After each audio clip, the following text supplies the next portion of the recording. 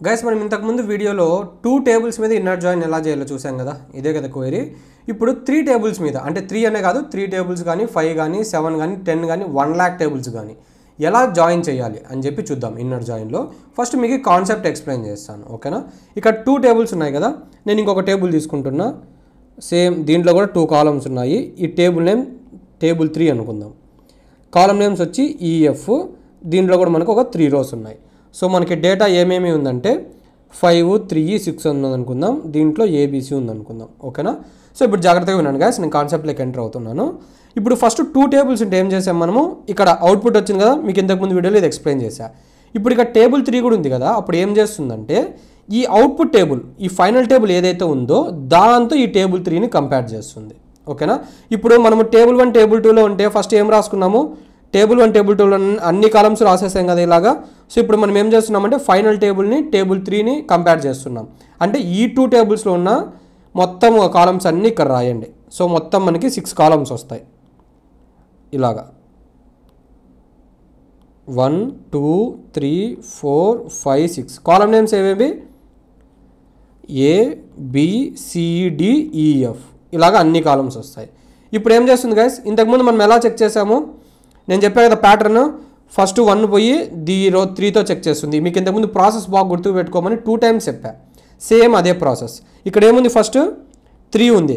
So ఈ 3 పోయి table 3లోని first రోతో check చేస్తుంది. 3 అనేది ఇక్కడ ఉందా, లేదు. అండ్ సెకండ్ ఇక్కడ ఏముంది, ఫైనల్ టేబుల్ 1 అని ఉంది. సో ఈ 1 మళ్ళీ ఇక్కడ ఫస్ట్ రోతో చెక్ చేస్తుంది. ఇది ఉందా, లేదు. సో ఈ టేబుల్ ఫస్ట్ రోతో ఏది మ్యాచ్ అవ్వాలా టేబుల్ 3లో. నెక్స్ట్ మళ్ళీ ఇక్కడ ఫస్ట్ రోకి వెళ్ళి ఫైనల్ టేబుల్లో 3 ఉంది కదా, ఈ 3ని టేబుల్ 3లో సెకండ్ రోతో కంపేర్ చేస్తుంది. సో ఇప్పుడు ఇక్కడ 3 ఉంది, ఇక్కడ 3 ఉంది. సో మనకి డేటా ఏమొస్తుంది అంటే 3C, 3D అండ్ 3B అని వస్తుంది ఇలాగా, ఓకేనా. సో నెక్స్ట్ ఇక్కడ ఏముంది, 1 అని ఉంది. ఈ 1 పోయి టేబుల్ 3లోని సెకండ్ రోతో కంపేర్ చేస్తుంది. ఇక్కడ ఏమో 1 ఉంది, ఇక్కడ ఏమో 3 ఉంది. మ్యాచ్ అవుతుందా, మ్యాచ్ అవ్వాలా. అండ్ ఈ సెకండ్ రో కూడా అయిపోయింది. అగైన్ ఈ 3 తీసుకొని పోయి 6తో కంపేర్ చేస్తుంది, అంటే లాస్ట్ రోలో టేబుల్ 3లో లాస్ట్ రోతో. సో 3, 6 సేమా, నో, మ్యాచ్ అవ్వట్లే. అండ్ ఇక్కడ నెక్స్ట్ 1 ఉంది. ఈ 1 పోయి అగైన్ ఈ 6తో చెక్ చేస్తుంది. అవి రెండు మ్యాచ్ అవుతున్నాయా, మ్యాచ్ అవ్వట్లే. సో అంటే మనకి ఫైనల్గా వచ్చే అవుట్పుట్ ఏంది గైస్, ఇంతే, ఒక రో వస్తుంది అంతే మనకు. సో ఇప్పుడు అర్థమైంది కదా, మీరు గుర్తుపెట్టుకోవాల్సింది ఒక్కటే ఒకటి. 2 టేబుల్స్ అంటే ఆ 2 టేబుల్స్ మాత్రమే కంపేర్ చేసాం. ఇక్కడ 3 టేబుల్స్ అంటే ఏం జరిగిందంటే ఫస్ట్ 2 టేబుల్స్ కంపేర్ చేసిన ఒక ఫైనల్ టేబుల్ వచ్చి ఉంటుంది కదా, ఆ టేబుల్తో టేబుల్ 3ని కంపేర్ చేస్తాం, ఓకేనా. అండ్ సేమ్గా ఇక్కడ కూడా కాలం సెలెక్ట్ చేసుకోవాలా. సో నేను ఫైనల్ టేబుల్లో ఏ అనే కాలంని సెలెక్ట్ చేసుకున్నాను. ఇక్కడ టేబుల్ 3లో వచ్చి ఈ అనే కాలంని సెలెక్ట్ చేసుకున్నా, ఓకేనా. అది మీ ఇష్టం, ఏదైనా సెలెక్ట్ చేసుకోవచ్చు. ఇక్కడ ఎఫ్ అయినా సెలెక్ట్ చేసుకోండి, లేకపోతే బీసీడీ ఏదైనా సెలెక్ట్ చేసుకోండి. కాకపోతే ఈ ఫైనల్ టేబుల్లో నుంచి ఒక కాలము, టేబుల్ 3 నుంచి ఒక కాలం సెలెక్ట్ చేసుకొని కంపేర్ చేయాలి. సేమ్ లైక్ మనం టేబుల్ 1 టేబుల్ 2లో చేసినట్లు, అంతే గాయ్స్. ఇప్పుడు అర్థమైంది కదా. ఇప్పుడు 4 టేబుల్స్ ఉంటే జస్ట్ అజ్యూమ్ 4 టేబుల్స్ ఉంటే ఏం జరుగుతుందో జస్ట్ ఇలా గీస్తున్నా. ఇది ఒక టేబుల్ 1, టేబుల్ 2, టేబుల్ 3, టేబుల్ 4 ఉంది అనుకుందాం. అప్పుడు ఏం జరుగుతుంది, ఫస్ట్ ఈ 2 టేబుల్స్ని కంపేర్ చేసుకుంటుంది, అంటే ఇన్నర్ జాయిన్ పర్ఫామ్ చేస్తుంది ఈ 2 టేబుల్స్ మీద. అప్పుడు మనకి ఇలా ఒక టేబుల్ వస్తుంది, అవునా. ఇప్పుడు వచ్చిన టేబుల్తో ఈ టేబుల్ని కంపేర్ చేస్తాం ఇన్నర్ జాయిన్కి. అప్పుడు ఇంకొక టేబుల్ వస్తుందా, ఇప్పుడు వచ్చిన టేబుల్తో ఈ 4th టేబుల్ని, ఈ ఫైనల్ టేబుల్ ఉంది కదా, దీంతో మనము కంపేర్ చేస్తాం. అప్పుడు మనకి ఫైనల్ టేబుల్ ఒకటి వస్తుంది. సో ఇప్పుడు అర్థమైంది కదా మీకు ఎలా వర్క్ అవుతుంది అని. అంతే, 2 టేబుల్స్ ఇది కంపేర్ చేసుకుంటూ వస్తుంది ఇన్నర్ జాయిన్కి, అంతేకాదు. ఇప్పుడు ఏమైనా దీంట్లో కష్టం ఉందా, ఇప్పుడు దీన్ని ప్రాక్టికల్గా చూపిస్తాను మీకు. ఇక్కడ అబ్జర్వ్ చేయండి. సో ఇక్కడ మనకు 2 టేబుల్స్ ఉన్నాయి కదా, ఇంకొక టేబుల్ని ఏదన్నా తీసుకుందాము. సో జస్ట్ నేమ్స్ చేంజ్ చేస్తున్నా. టేబుల్ 3, ఇక్కడ కూడా టేబుల్ 3, ఇక్కడ కూడా నేమ్స్ చేంజ్ చేస్తా. ఇక్కడ ఈ తీసుకుందాం, ఇక్కడేమో ఎఫ్ తీసుకుందాం. సో డేటా వచ్చి మనము ఇంతకుముందు దాంట్లో మీకు చూపించే కదా ఎగ్జాంపుల్, అదే డేటా తీసుకుందాము. 5, 3, 6 అని ఇక్కడ డేటా వచ్చి ఏ ఉంది, ఇక్కడ బి ఉంది, ఇక్కడేమో సి ఉంది, ఓకేనా. సో ఇప్పుడు ఈ టేబుల్ ఇంకా మనం క్రియేట్ చేయలే కదా, ఈ టేబుల్ని క్రియేట్ చేద్దాం. సో రన్ మీద క్లిక్ చేసా. సో ఏదో ఎర్రర్ వచ్చింది, నో డేటాబేస్ సెలెక్టెడ్. నేను యూజ్ అనేది రన్ చేయలే గైస్, యూజ్ ఈ కోర్సెస్ అనేది రన్ చేయలే. ఇది నేను కొత్తగా ఈ MySQL ఇంతకుముందు అయితే ఆల్రెడీ రన్ చేసి పెట్టాను. ఇప్పుడు నేను క్లోజ్ చేసి మళ్ళీ ఓపెన్ చేస్తాను MySQL వర్క్ బెంచ్ని. సో నేను యాక్టివేట్ డేటాబేస్లో చెప్పా కదా, మనం కొత్తగా ఎప్పుడైనా MySQL వర్క్ బెంచ్ ఓపెన్ చేసామంటే ఖచ్చితంగా ఈ లైన్ అనేది మనం రన్ చేయాలి.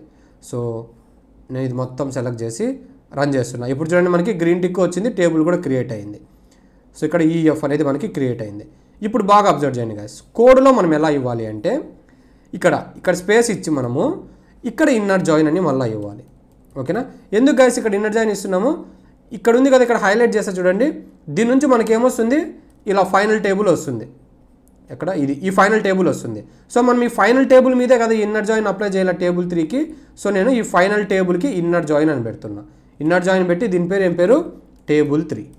అండ్ దెన్ అగైన్ నేను ఏమి ఇవ్వాలి, ఆన్ అని ఇచ్చి కాలం సెలెక్ట్ చేసుకోవాలి. టేబుల్ 3 నుంచి ఒక కాలము, ఈ ఫైనల్ టేబుల్ ఉంది కదా, ఈ ఫైనల్ టేబుల్ నుంచి ఒక కాలం, మీ ఇష్టం ఏదైనా సెలెక్ట్ చేసుకోవచ్చు. సో ఇక్కడ నేను ఏం చేస్తున్నాను అంటే టేబుల్ 1 డాట్ ఏ అని ఇస్తున్నా, ఈక్వల్స్ టు టేబుల్ 3 డాట్ ఈ అని ఇస్తుంది. అప్పుడు ఏం జరుగుతుంది గైస్, టేబుల్ 1లోని ఏ, ఇక్కడ మనకి ఫైనల్ అవుట్పుట్ ఉంది కదా, ఇక్కడ ఏ అనే కాలం వచ్చింది.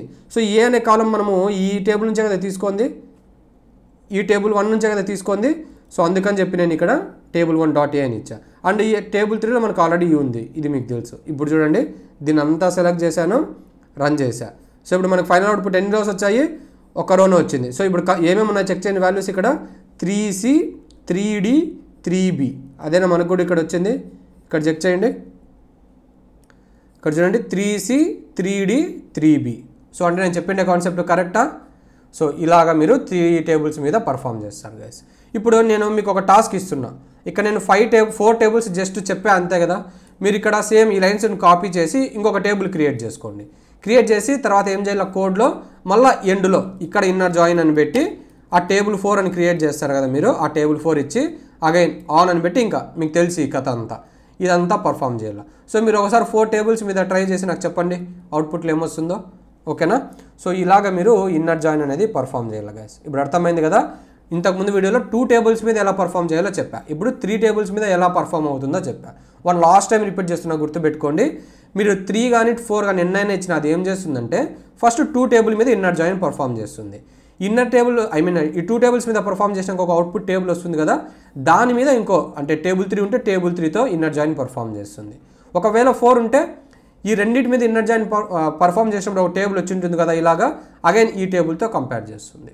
సో ఇలాగా సో ఆన్ ఇంకెన్ని టేబుల్స్ అయినా ఉన్నాయిలేండి, మీరు ఇలా కోడ్లో ఇచ్చే కొద్దీ ఇంకా అది మనకు అవుట్పుట్లో కనిపిస్తుంది. అంతే గైస్. ఓకేనా? రైట్.